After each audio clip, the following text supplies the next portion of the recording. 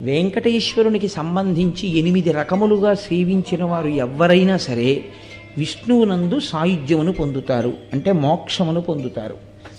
అది వెంకటేశ్వర స్వామి వారిని ప్రత్యక్షముగా పూజించగలగడం.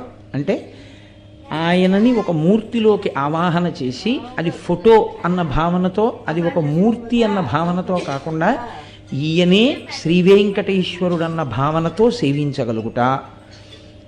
రెండవది ఆయనను స్మరించుచుండుట, వెంకటేశ్వరుని గురించినటువంటి స్మరణ. అందుకే స్మరణాత్ ఇష్టవర్షిణం. ఆ క్షేత్రం గురించి కానీ ఆయన గురించి కానీ స్మరణ చేసినంత మాత్రం చేత కోరికలు ఈడేరుతాయి. కాబట్టి స్మరించుట. 3, ఏ పని చేస్తున్నా ఇది వెంకటేశ్వర స్వామి వారి కార్యం అనుకుని చేస్తూ ఉండడం. అలా అనుకుని చేసేటప్పుడు ధర్మ వ్యతిరేకమైన కార్యం చెయ్యడానికి అసలు